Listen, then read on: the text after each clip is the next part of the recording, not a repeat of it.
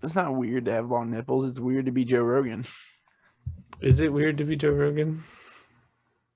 And Neil Young hates you? I guess I wouldn't crazy. know. Neil Young's always hated like any form of music technology though, so I thought it was just gonna be a regular like thing when it said he was boycotting Spotify. I thought it was gonna be like him just being like, I hate this downloading shit. He boycotted Spotify and then he turned right around to promote his music on Amazon Music. Rogan, take a look at my life. Neil Young didn't immediately go to his Bandcamp selling his shitty demos for $1. Pay what you want.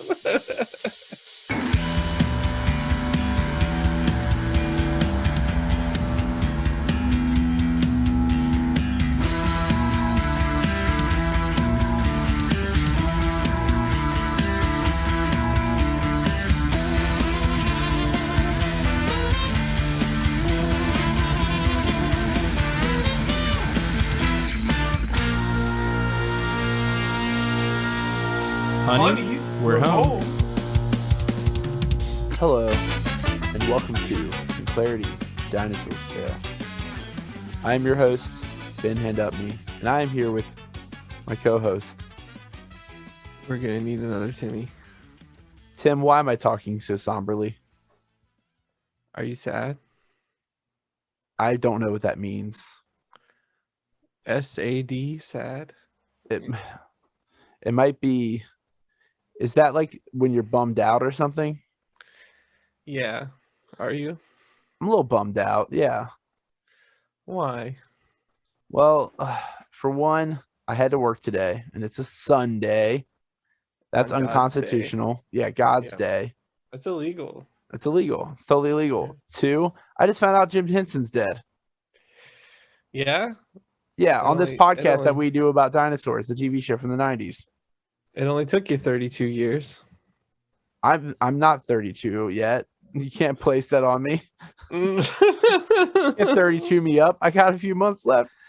Not yet, but that is how long he's been dead. 32 years. You know what? I'm also sad about that. Me and you both forgot my half birthday, which was 3 days ago. I don't know what a fucking half birthday is. Do you? It's a Bert. Because that's half of the word birthday. Ernie? No, Ernie's dead. Oh, yeah, that's what we're talking. Try to keep up. So, this is Sinclairity, a Dinosaurs Tale.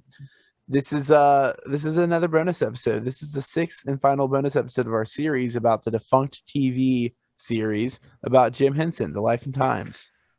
Yes, it's the end. This is the end. So, you know what that means, Ben? We have to like record the next season now.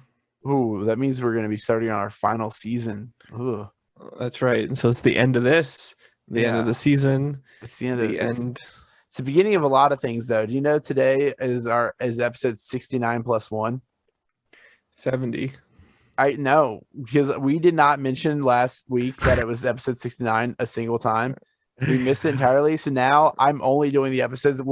There's no episode 70. There's no 71. There's no 72. It's 69 plus 1, 69 plus 2, 69 plus 3. Okay. I hope nobody's ever done that. it. Nobody's ever done it. Remember that. I don't know if Podbean will let us do it. I don't know how the website functions. But that's my goal. Okay. We're gonna boycott. They're gonna boycott Podbean. Oh yeah, Podbean, take a look at my life. I'm a lot like Rogan. Let's say we should protest Spotify too by saying that if they don't get rid of Joe Rogan, we'll keep putting out new episodes. You know what, Spotify? If you don't give me their service for free, I'm gonna keep paying. That's my boycott. Guess what, Spotify? I'm on a family plan with people that don't live in my house. Bitch, what? Oh, they don't even know. It's like a Netflix password. Everyone gets a turn. Oh, it's like Spotify's mother. Who's Spotify's mom? Napster? Yeah. Or Kazaa? BearShare? No, I think Kazaa is the dad. Yeah, Napster's for sure. LimeWire is the crazy uncle. Yeah, that's the one they don't talk about Bear shares the gay cousin, you know? because of sharing. Yep, exactly. Sharing is caring, and caring is gay. I mean that in a positive way, obviously. But yeah, so I don't know, man. This is a big one. This episode was kind of hard to watch. Yeah, it's very sad. It is. He was so young. Yeah, he was only 53. Imagine years old. Imagine if he lived to be twice that. And how many Kermits he would have made up by then? There would be 5 Kermits at least. At least 5. Oh my god, that'd be like they could have a Kermit Brady bunch. I don't know. It's pretty wild to think about what if Jim Henson was still alive. Like, that's pretty wild to think about. He'd probably be just making Nickelback music videos or something. Oh yeah, that's true. He'd like be how on people best week ever. Like how people say, like, if Kurt Cobain was still alive, he would have eventually been like a shitty musician, and like just like everyone make fun of him or whatever. But like, yeah, maybe it'd be something like that. Maybe Jim Henson would be like J.K. Rowling. No, there's no way. You can tell. Oh no. No, there's no way. Henson would have been on top of his shit. Yeah. He'd been like, he would have tweeted at J.K. Rowling like LOL loser. Fuck you. If Jim Henson had a Twitter. You know what I noticed is that Adam Sandler has a Twitter, for one. Already, you know, everything he tweets is just a note. Whenever a celebrity dies, he tweets like a thing about the celebrity dying. That's it. That's the yeah, only thing he tweets except about? So when he tweeted like a tribute to like, I don't even remember who, just some other actor who is not dead, everyone's commenting on it saying, I thought they died because you posted about them. So it is that noticeable that that's all he tweets. Well, hopefully he tweets about Rob Schneider. Oh yeah. What do you have against Rob Schneider? Like, other than his acting choices and his acting ability? He's a terrible person. I'm sure he is, but I have no information to base that off of. He's like very anti-vax and like. Oh yeah, that sounds pretty stupid. That yeah. You know, he's gonna be on Joe Rogan next week, I think. My friend was asking me why David Spade was always following Adam Sandler around in all these interviews, and I'm like, he's like one of his. No, not David Spade, the other guy, Nick Swartzen. I was like, oh, he's like one of his guys now. He's like in his movies for some reason. He has been in his movies for a while. Since Grandma's Boy, I'd say. Yeah. And that was like that one where it starred that weird ass guy that's in some of his movies. Who nobody knows his name. Yeah, exactly. Yeah. It's literally, it's not even like one of those like you know, like David Koechner types where we all eventually did know his name, but used to not. This is just nobody knows this fucking guy's name. And he was in that movie working opposite the Freaks and Geeks chick. So that's weird. Yeah, it is weird. I hope I never see Grandma's Boy again. I saw it at least 500 times. At least. Yeah. Next, if I see it again, you'll have to be hosting my memorial at the cathedral in New York. Well, that's basically how this episode opens. Yeah. Right? Here's the thing. Okay, so Kevin starts the video off by telling us that on May 22nd, 1990, nearly 5,000 friends, family, fans, and collaborators of the late Jim Henson gathered at the Cathedral Church of St. John the Divine in New York City to celebrate his life. Wrong, Kevin. It was May 21st. You fucking fake ass. You know what? I was following this so close. I was like, Kevin Perjurer is a professional now. The first line is a lie. Why are you fact checking this? Because I happened to have been reading about it on a different website while watching the video, and it said May 21st, and I was like, why is this dude saying May 22nd then? And then the rest of the video he says May 21st, so that leads me to believe that that's probably a secret message, and Jim Henson isn't dead. Oh yeah, that makes sense. It's like one of those like that movie with Tom Hanks in it and God and stuff. What? The Da Vinci Code? It's like that. Oh, it's Jesus's great granddaughter or whatever. Tom Hanks? No, the lady in the movie. Oh. You never seen it? No, of course I haven't. I just reference movies I haven't seen for some reason. I saw Constantine. Is it about the same? No. But I will say the scene where he slits his wrist always makes me uncomfortable. I don't like it. Is that Constantine or is that Da Vinci Code? It's Constantine, but that's the comic book movie. And then what's John Wick? That's totally different thing that I've never seen. I've never seen any of those. Isn't it the same guy that was in Constantine though? Yeah, Keanu Reeves. Yeah, The Matrix. Mm-hmm. Okay. See, look, I'm a Hollywood guy. I know what's going on here. Oh yeah, totally. Yeah. Totally So even though Kevin is fired now, and we're gonna take over, the memorial was held in New York on May 21st, and then there was a second one in London that we don't talk about at all in this video. So I don't know what happened at that one. Probably because this one seemed like a whole stage production, like made for TV. Like and that one, They did not. Wasn't. Yeah, they didn't televise it. And where's all the footage from? People just have footage from it, but they didn't televise it, and people are pissed about it because there's no full thing of the whole thing. Because it's literally just like a show. It's like a production. Like it's 2 hours long. And it's got heart. It's got laughs. They're singing. They're telling jokes. I mean, that's the thing is Big Bird's there. As he says later in this video that when he died, they all did the thing they know how to do, which is put on a show. Yeah, and that's exactly what it was. And he even got the Dirty Dozen brass band, which do you know, Ben, that they are on they're on Modest Mouse's album? Oh, I didn't know that. I thought you were about to tell me that they're from New Orleans. I'm like, I knew that part. Yeah, this is true. I always wonder what it'd be like if that mouse wasn't so modest, wink, wink.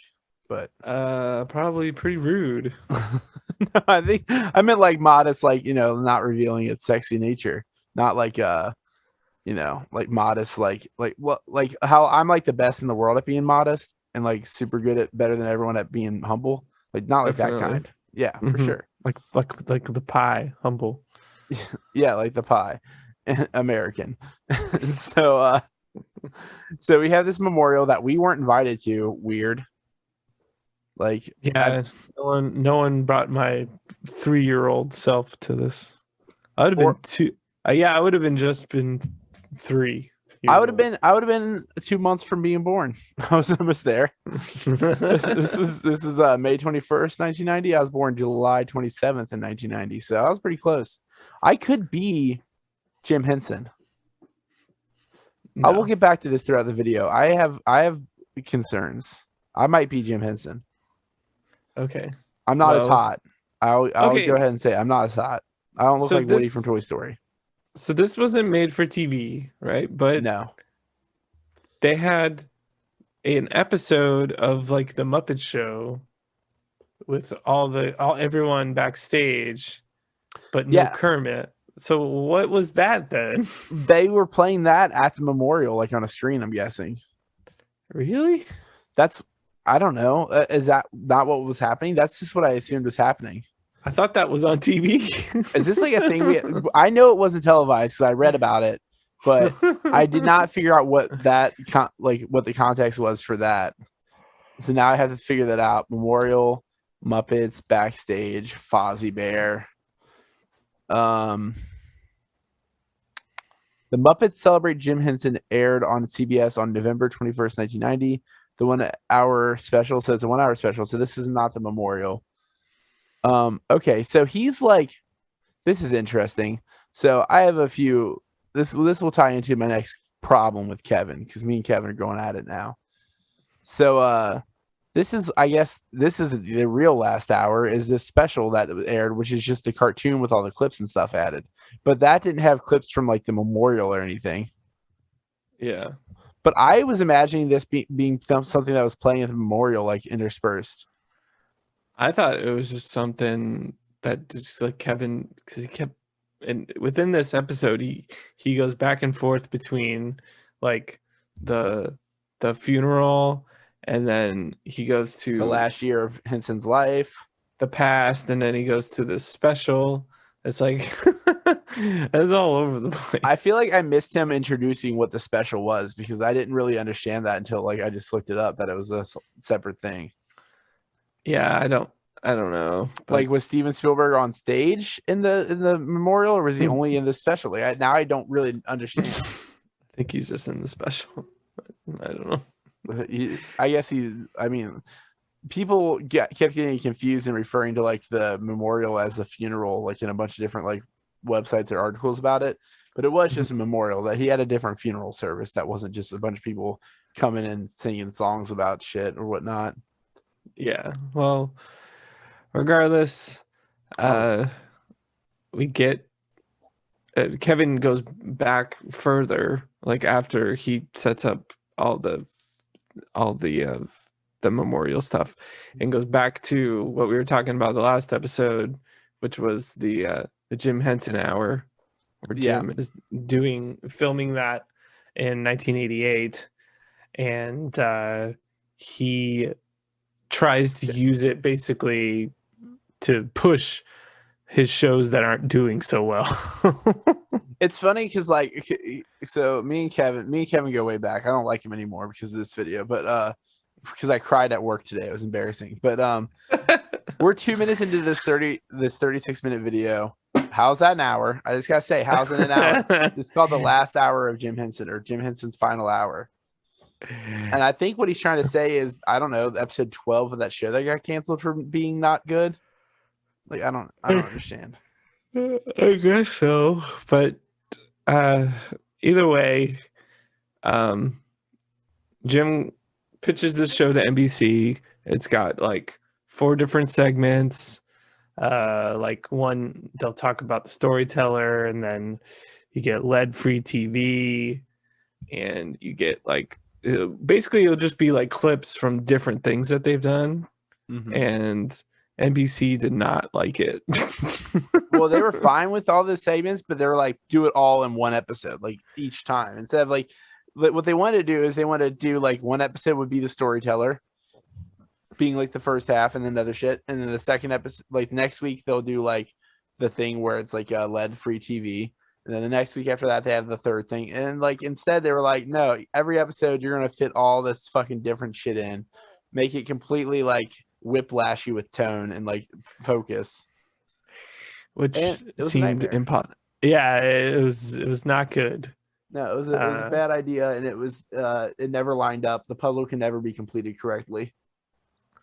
Yeah, and we got like the LED TV one, which was like making fun of the news, and then they had introduced like a bunch of new Muppets and stuff like that. Like, I don't know if you saw, but that is it Digit? That thing is creepy. You seen that thing? Kirk Thatcher's fault.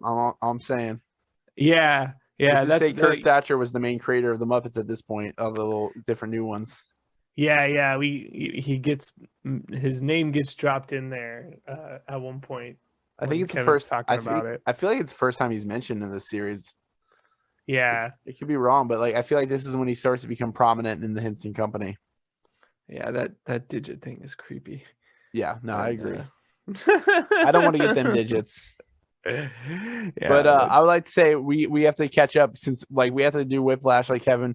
Maybe Kevin Perjurer was trying to do the whole fucking Henson Hour type theme by switching between things so quickly.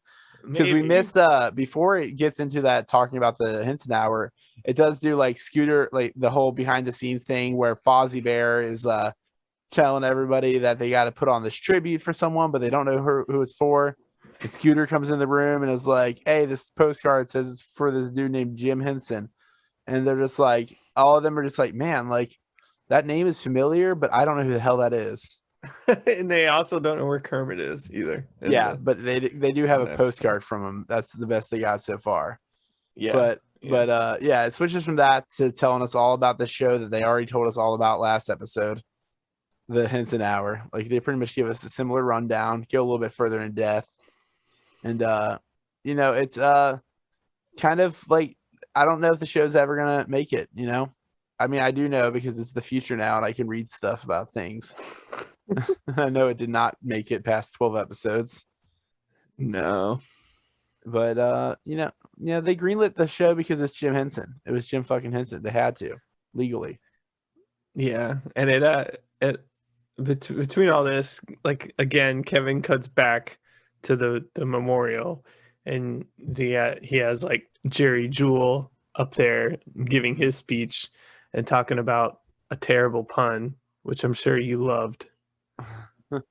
I just like the whole. I do like this part where he says that he wanted to fix this sketch that they had to fix for the Muppet Show, and it all centered around that terrible pun.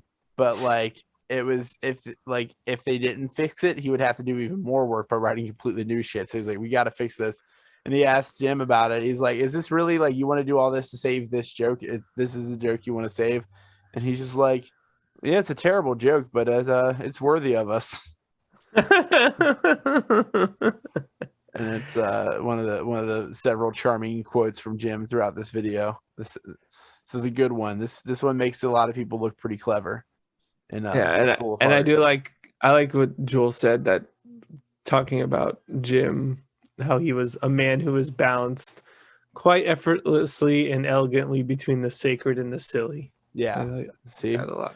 I'm gonna put that as strike one for me and Jim being the same person, because I think of when you think of me, you think F wordless, elephantly. But I don't remember the word you said, but that's basically the two things that come to mind: fuckless and elephantless.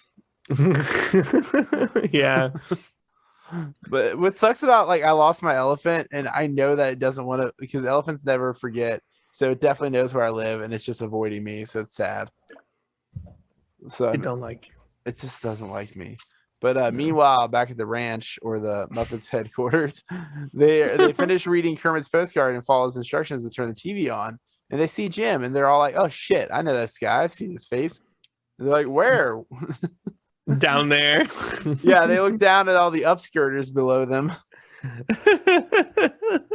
I love what is that character? The Clinton or whatever it is, the one that Clash plays.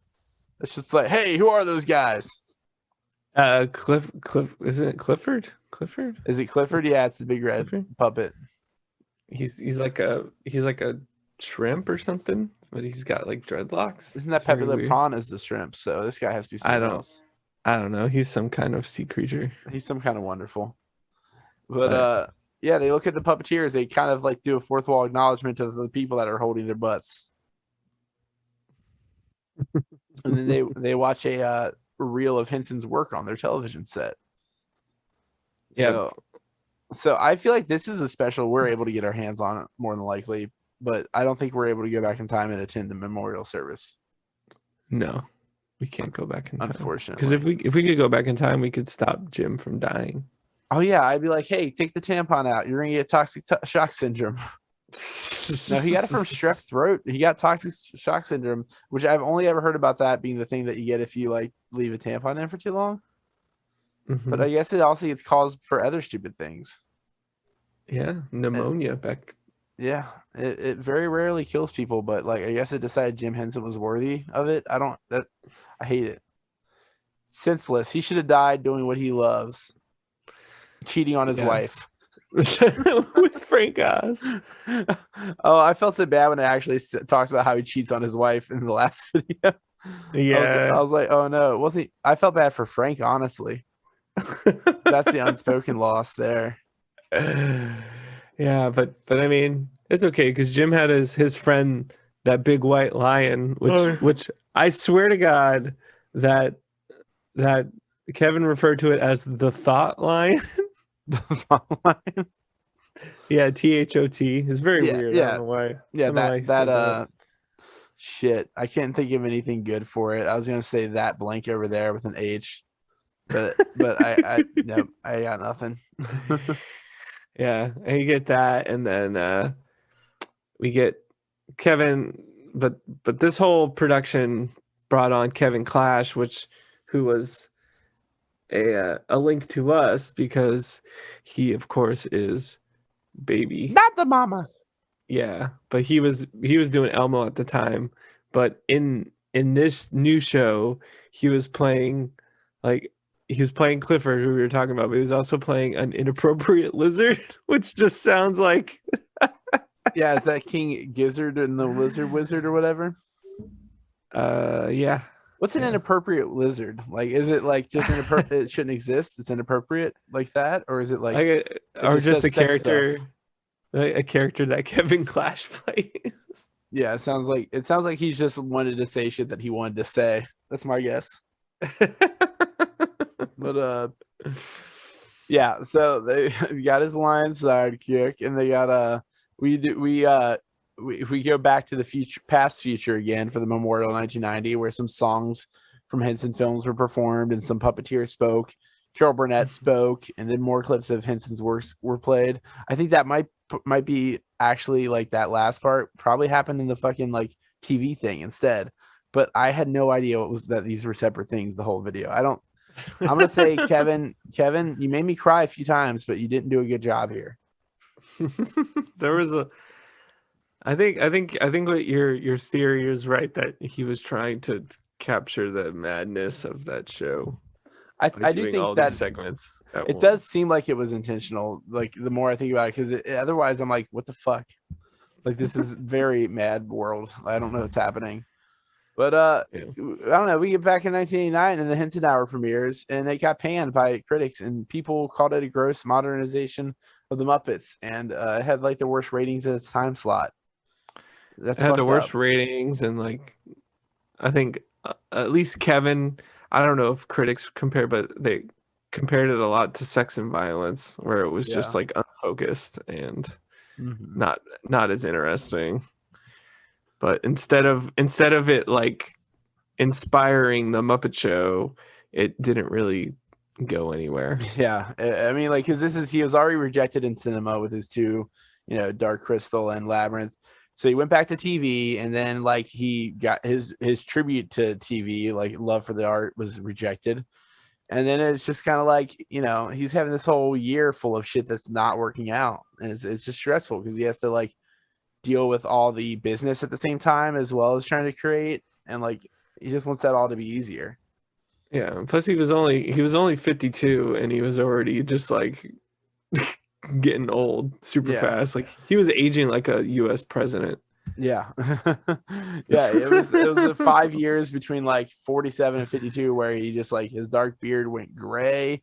He was experiencing a myriad of aches and pains, and made performing more difficult. And like it was, the stress of running a company and all that. This is it said that he like made a call, and I thought it was gonna say he called his doctor, because that made sense. Instead he called Michael Eisner, who's nobody's doctor. No, but because he knew that Disney could set his shit straight. Disney could take care of his little babies for him after he dies. Yeah, and make his characters immortal. Yeah. But I mean, like, it doesn't bring that up again in this video, the immortal thing, but I feel like that was like a big point the last video, that was why he was interested in Disney. Yeah. Well, it doesn't really get into it in the same way in this one, but I don't know. Disney's a weird company. Like they just had hired Eisenberg and Katzenberg. Fucking, I don't remember their names. Katzenberg and Eisner. Eisenberg. Eyes up here, and cats are birds. Got hired, and they were hired to like stop the company from being taken over or something like that. But they make it very difficult for Jim, because they keep wanting to like take Sesame Street as theirs as well, and he told them no. Oh yeah, Eisner wants Sesame Street, as Kevin says in the video. It's basically like Katzenberg is a jerk, and Eisner just wants Sesame Street. Yep. And I don't know. I kind of think that maybe having Sesame Street go to Disney wouldn't have been the worst thing ever, since now it's just on HBO Max, where kids can't afford to watch it. It's weird. Yeah, but I think I assume at the time they just wanted to keep it as like public access as they can. Yeah, and they didn't know that down the line it'd eventually only be for bougie people. Yeah. But no, they I think it was smart for him to keep that part separate from the deal. Yeah. Like, Plus, I feel like he didn't really have very much interest in the Sesame Street characters anyway. After a while, so yeah, for sure. He was just doing that because he, for one, wants to make a positive impact on children, and for two, understood that it was the right fit for the job. And but he mostly, like, he never is satisfied with whatever he has that's succeeding. He needs to be working on something. There's never enough time. And like, and before that, the deal was even done with Disney. He just like was like, okay, I want to make a ride, and he's like, I want to like, he's like, I want to do this and that. Like he like instantly jumped on it. Yeah, which I'm jealous too. I would love to be fucking involved with some Imagineers making rides. Yeah, I'm sad they didn't make the ride, but the Muppets Vision 3D is always great. I wonder if they will eventually make a Muppets themed section park. They actually, there's a Defunct Land episode about that.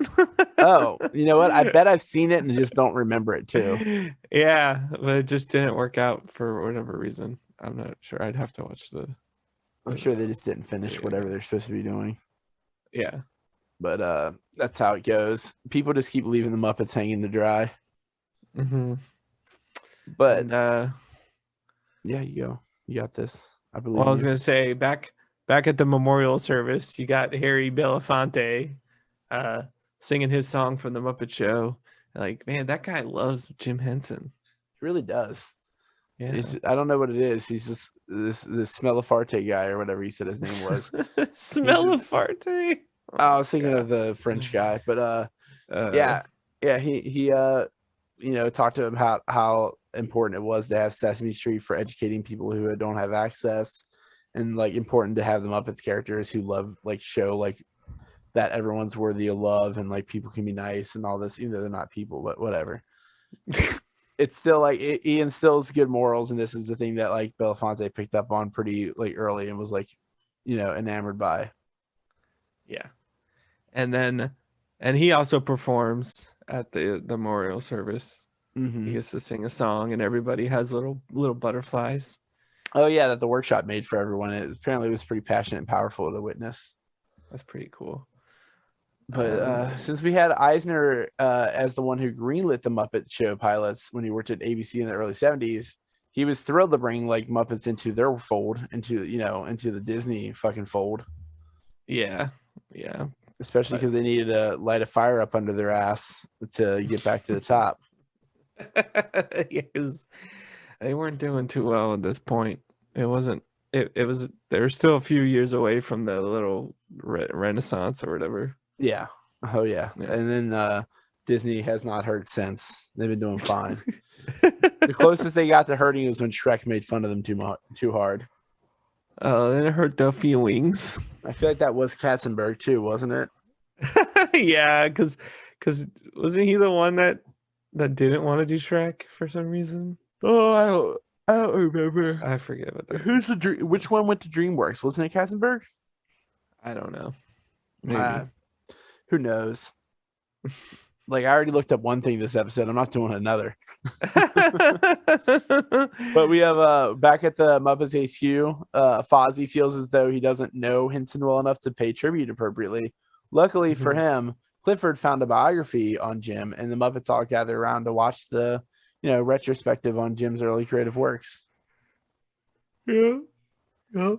They watched that. But then the film burns up at one point. Yeah. I don't know why that had to be a part of it. They could have just finished it and moved on. But yeah, the film does burn up when they eventually during this part. But although the deal making between Disney and Henson was a struggle, Jim was now permitted to work alongside the Imagineers, develop Muppet themed rides, which is like some shit that he was super into. And Eisner and Henson did their whole announcement to announce that they're together on TV, even though they literally have not signed shit and will never sign shit, honestly. Yeah. It's not till well after his death that anything happens with that. 10 years? I think 10 years they still the battle the That's crazy. That's crazy. It's a long ass time. And then we cut back to the service, and Frank Oz crying. It's sad. It's hard to watch. Is when he's talking about the like gift that he got from him that's like intricate and like elegant. Yeah. And, Yeah. it's one of the harder parts to watch. He couldn't even do it, and then they just start playing Rainbow Connection, like because. Is that the one where they like? Oh no, I'm thinking about later when Big Bird comes in the room out of nowhere. Oh God, no! But, yeah, we'll get to that. Jeez. But he cried through his speech. Rainbow Connection plays through the speakers as lights dim and spotlights shining on large photos of Henson placed throughout the cathedral. And we get a little clip back of Muppet HQ again. And this is when the biography film burned up, and we see some Sesame Street clips, I guess. Yeah, and all the while, Henson is going to Orlando, and he's meeting to see you. Yeah. And he just wanted to make sure that he could give away the Muppets, and so someone else could take care of all the stress. Yeah, basically. Yeah. So I mean, like, it was supposed to be simple. That was the whole appeal of joining Disney. It was turning out not to be simple because they kept making the jokes about taking Sesame Street also, and like just like really they were cutthroat businessmen there, and like you should have seen that coming. He's just a hippy dippy type. Exactly. Right. He didn't, and then he performed as Kermit in a Christmas parade. Yeah, same. But he didn't get to do the fourth Muppet movie, which would have been the cheapest Muppet film ever. Which is what Jerry Jewell was calling it. I think that would be hilarious. I don't know what the premise is, but it sounds great. Yeah, I do wonder if there's like files somewhere with like all the like. Well, there has to be because Jerry Jewell wrote a whole script, so somewhere that shit exists. Yeah, I would like to see it. But then we cut to the memorial with John Stone, the director of Sesame Street, giving us a speech, which is followed by the opening chords to Being Green, filling the room, and then holy shit, it's a fucking huge ass bird in a Kermit tie. Yeah, a naive 3-year-old bird or whatever. I think he's supposed to be 3. Oh my God, that was rough. Yeah, I mean. It's pretty sad. It was even like it's very obvious that like who was in the bird again? Carol Spinney was having trouble getting through it without crying. Yeah, it was very rough. It like finishes the song and then it's just like looks up and is in the costume, just like miss you, Kermit. like what the hell? It's messed up. Oh God, it's fucking brutal. It gets real brutal, this video, from here on out. Yeah. We get a short mention of the movie The Witches, which came out in 1990. Yeah, and, which he produced in the same way that like George Lucas produced what was it, Labyrinth? Exactly. Yeah. It's more like creative, like consultant kind of thing, is what it seems like. But that asshole Roald Dahl hated it. Yeah, because the ending was different. It's like, yeah, buddy, it's not the same thing. Just be appreciative that someone cool made it. He's always being a dick. Yeah, for sure. I mean, why shouldn't he? But I do like we get Michael Firth comes up and does an impression of Jim at the memorial.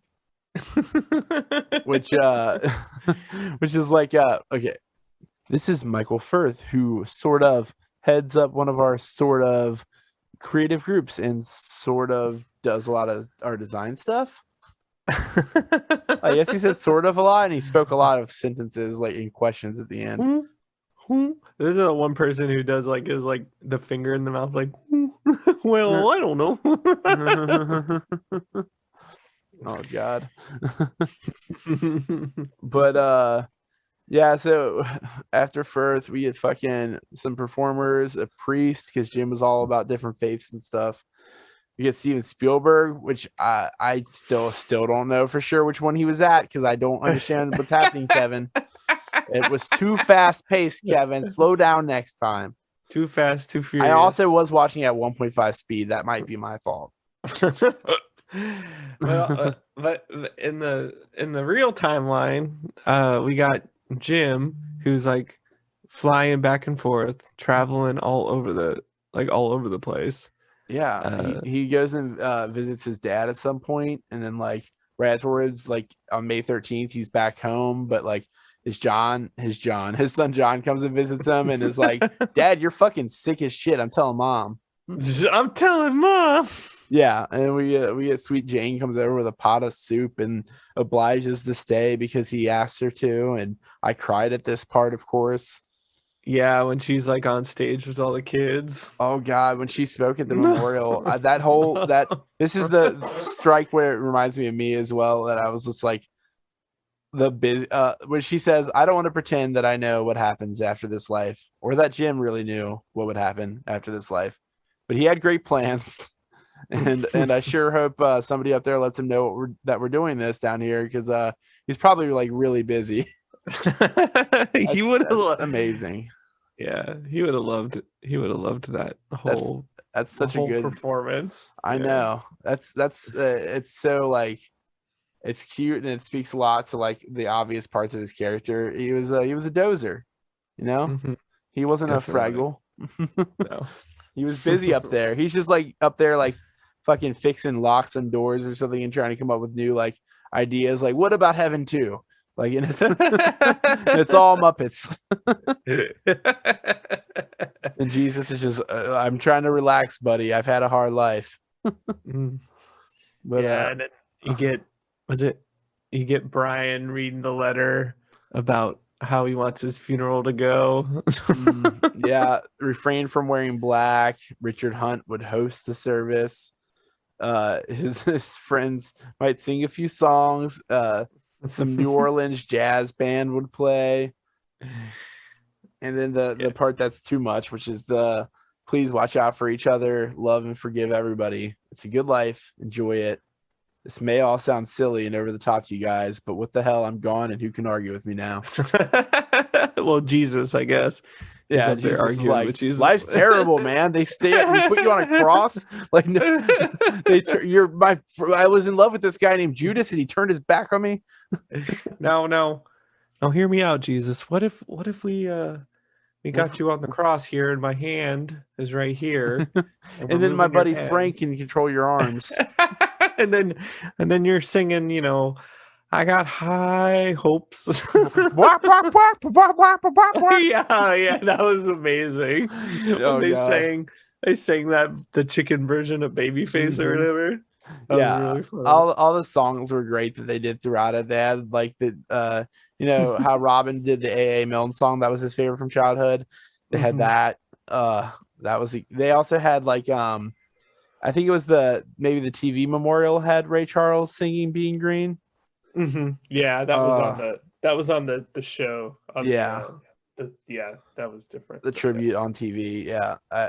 John Denver was there too, because he was still alive, I guess. I guess so. John Denver died not too soon after that, I think. Oh, really? I assume he's a football player for the Denver Broncos, but I don't know. No, he like died in a plane crash or something. Oh. Ugh. You're more likely to fall in love with the pig and marry it than die in a plane crash. Kermit? Yeah. Hi-ya! It's just the thing. But so yeah, we're at this part with Jane brought him the soup, and it's like the May 15th, and he's just getting worse, and like he's coughing up blood, and he's still like was thinking it was a cold, but it's clearly worse than that, and the medical staff rushes him away as he waves to Jane saying he'll see her later. Oof. Terrible. And, yeah, I mean, what a liar. She's going to hell. That was just me. I had to say something to break the water from my eyes so I could say the next sentence. I had to say something to piss myself off. But yeah, the doctors would try to save him, but he dies from toxic shock syndrome caused by strep pyogenes, and He was 53, and he died, and then nobody ever played Kermit ever again, right? Nope. Just Wrong. Just Steve Whitmer. I think he's had two. It's been more than one Kermit, hasn't it? Now. I don't know, but Steve is also in. He performs on Dinosaurs too. So. Oh yeah, he does do some Dinosaurs. So does Dave Gels, and like all these people that we mentioned, they're like all in there except for probably Frank Oz. Like, I think I don't remember if Frank Oz does appear at all in Dinosaurs. I feel like once Jim was dead, he was like that's the only thing that could tie him to it. Really, I'm a director now. Yeah, he's like I'm big and serious. I'm serious and big. Yeah, But I think there's that other part in that in the memorial with the Muppets when they're all getting ready to do this big performance to honor Jim, and they start reading fan letters, and that was rough too. yeah, it's too much. Like there's that one where it's like, dear Kermit, and it's like, dear Jim, I hope you feel better. It's just like that child's photo of like Kermit under a rainbow, and like Robin's reading it too. Oh god, terrible. Yeah. I just quick disperse this in and break the sad mood. Matt Vogel is the new Kermit now, the one that okay. with the voice that's weird. Yeah, because we heard him in that Haunted Mansion. Mm-hmm. Yeah. And I just like I guess they probably just do whoever's next in line based on their talent and how much time they put into the studio, and maybe like if they're more Jim like than other people are. But like also, can you not do a Kermit voice? Like, can you not like it's one of the most like people do that voice more than almost any voice. I feel like it's one of the easier voices to mimic. Yeah. But that's how that whole like series, that whole episode ends, is Steve playing Kermit walks in on all of them talking about Jim and how Jim will live on in everyone, and like maybe he's still alive in that way. And then that's kind of how Kevin gets into it, being like, that he is, and that's why Kermit's alive, so Jim's alive. Yep.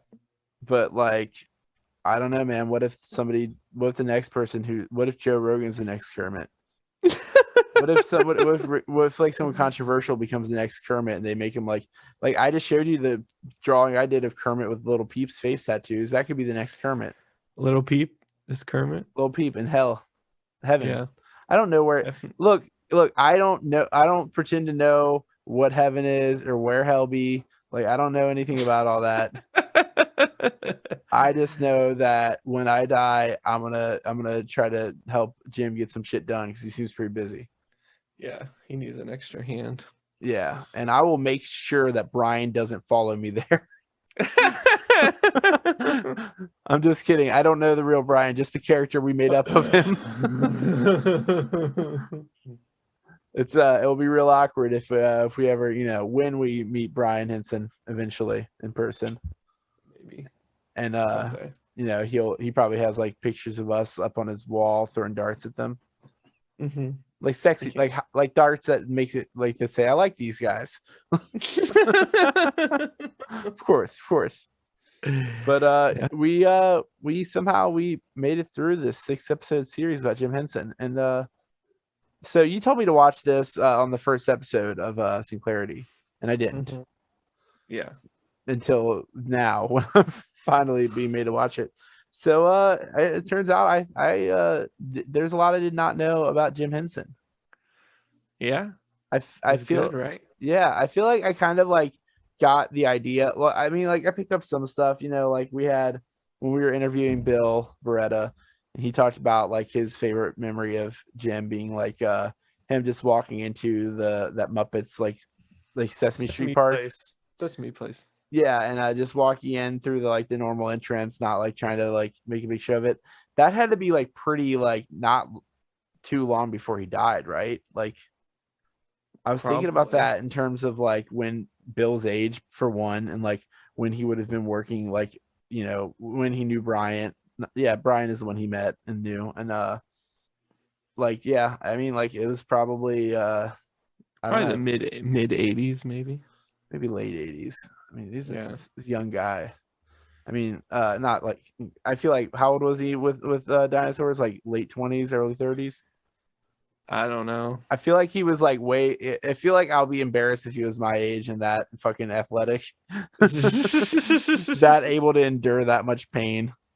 Pretty sure he was pretty young, relatively young. If Yeah. Tim Doyle like got that job like almost out of like Oh yeah, that's college. true. They're definitely about Yeah. around the same age, if anything. Yeah. But yeah. I don't know. He seems like kind of a chill dude, Jim Henson. Chill dude. Yeah. Like a chill dude. Like, like Very chill. like Backed hard. What? Chill dude. Backed hard. Oh yeah, backed hard. I'd upvote him or whatever. But yeah, it's a shame. It's a shame that we'll never get to meet him. Yeah, I mean, yeah, thanks, Tim. Thanks for telling me I'll never die. Oh well, you know where you're going when you die, Ben. To the Rainbow Connection. Denny's.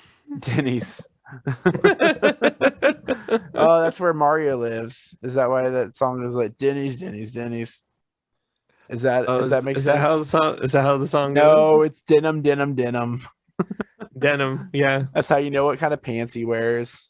You gotta wear denim. Mario and Luigi, that's Bert and Ernie, right? No, they're That's related. They're related. They're the same guys. No, they're related. Bert What do and you Ernie mean? are No, life partners. Mario and Luigi aren't actual real brothers, man. Yes, they are. Are they really? I thought they were Why? I thought they were brothers and like they were just like friends. Does that make us brothers? Yeah, like in the way that we're all brothers. Oh, they're twin brothers. Wait. See? I told you. Wait, can you be fraternals without being twins? The Mario Brothers frat? You're talking about the frat boys, the Mario Brothers? I looked up our Mario and Luigi brothers, and it says Luigi is Mario's younger fraternal twin brother. But what does it mean, younger? Just like seconds? Like, I don't think that counts. You're born at this. You're both being born. Hey, I'm coming out the womb. Like if you're twins, that means you're like stuck together at birth, right? And they have to saw you in half. Like a magic trick. Yeah, just like that episode of Dinosaurs. They saw baby exactly. in half. Dinosaurs. Yep. Dinosaurs. That reminds me. Just like that. That's that show we do. Yeah, we're gonna be doing it soon. We're gonna be right back at it. You ready? I am ready. It's, you know what? I never thought I'd say this, but I miss watching that show. Well, we're doing what the first episode is Monster Under the Bed. Yeah, we're that's season 4, episode 1. You can find it on the Disney Plusies. You can find it you can torrent it for all I care. I got a VHS with some of these on them. I got the DVDs. You get it on Laserdisc, probably not. No, probably not. No, but you can get it from Neil Young. If he just holds on to all digital media, so you don't have to use Spotify.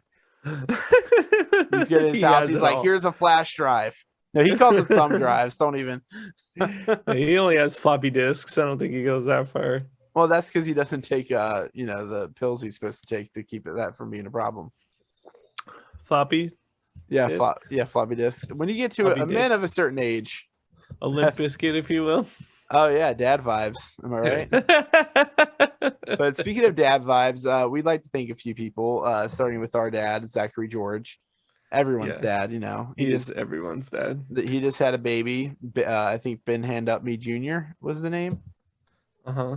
And I actually don't know his baby's name, the new one. They never named it? Is it Lou also? Lou 2. Lou 2? Lou Like 2. it's like Mewtwo, but it's Lou 2? Yeah. It's gonna have his own movie and everything. I remember the storm is coming thing, and then I also remember that he did tell me the baby's name, and I just don't remember it. I locked in so hard with like Storm or Ben Jr. There's no way that I could remember any other name that he ever would try to give this baby. Oliver? Is it Stormy? Oliver? He already has an Oliver. You need an Oliver too? Oliver and Company. Maybe Dodger? Is that the baby's name? Yeah, it's Billy Joel. Dodger. Why should I worry? You know what? I'm checking Zach's Facebook, and it says that he does a podcast called Keystone Copycats with Chris and Zach. So maybe people wow. should check that out since he produces our podcast for free. And, Yeah. it also says he has a band called Waterson. So maybe Really? check that out. Yeah, they're on Spotify. They're on Bandcamp. Not Spotify. Come on, no, Yeah. young man, take a look at my life. Only Bandcamp. Only Bandcamp. Yeah. So speaking of Bandcamp, you know somebody who went to Bandcamp quite a lot, Scotch and Network, who did our theme song. Quite a lot of Bandcamp, and you know it. Gross generalization of the ska musician. I gotta say, they also did instructed band in like college too. They right? still do. They still do. So that's like a lot of band camp. Yeah. Plus, they play like so many instruments. They probably have to go 7 times. Like they have to do it for each instrument. At least 7 times. 7 different summers. Yep. It's probably as busy as Fest is for them. So thanks for doing our theme song, and check out Scotch Network on YouTube. You probably already have. They're infinitely more popular than we are, so like they are. Check out what's some good covers by them. I like they got Misery Business. They have that one. They covered that shit. They just did a Neck Deep song, but I had no idea what it was. I've never listened to Neck Deep, but I bet it sounds better than Neck Deep did it. Yeah. But speaking of Neck Deep, I'm up to my neck in appreciation towards Amy Shenanigans for our logo. You can find them on Instagram at Amy Shenanigans, and also thanks to our friend Stacy for doing the t-shirt design. We still got some t-shirts. I kind of keep giving them away to people just because it's free advertisement, cross market positivity, SEO, SEO, yeah, which means synergy, means sometimes eat oysters. Synergy is my favorite Operation Ivy album. Yeah. Yeah, I saw where I was going. Don't worry. Yeah, thanks. Thank you. Yeah, it's 2022. Stand up and take a look around. But, that was 1989, wasn't it? Damn. Yeah, that's 1 year before I was born. That's the exact thing we were talking about. We were just talking about 1989. Yeah. So I mean, like that. Why didn't Kevin mention energy then? I don't know. You think Jim Henson probably had that? Yeah, by switching between all those things, he should have been like, and there was artificial life in the marketplace. Yeah, Muppets. Yes. But I say we'll be back next week with Dinosaurs. And I think so. I feel like I don't remember if we did. Yeah, we'll be back next week with just Dinosaurs because we normally do a between season bonus, but we got to get right back into Dinosaurs. We'll do that between season bonus midway through season 4. We did 6 of them, so I know, but we didn't talk 7, about like our progress or anything. Or, like, yeah, we did a lot of them. But I don't know. I've heard it too many times to ignore it. It's something that I'm supposed to be. Someday we'll find it. The Rainbow Connection. Through the good, the bad, the leftover crack in me. And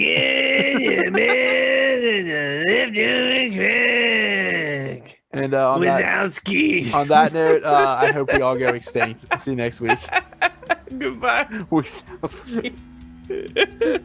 Mike Wazowski. I realized that's what I was doing. Like I was trying to do a stizzle. What's the code? Code 2319. It's a cum sock. A blart sock. Whatever. All right, we already said bye, so we don't have to say it again.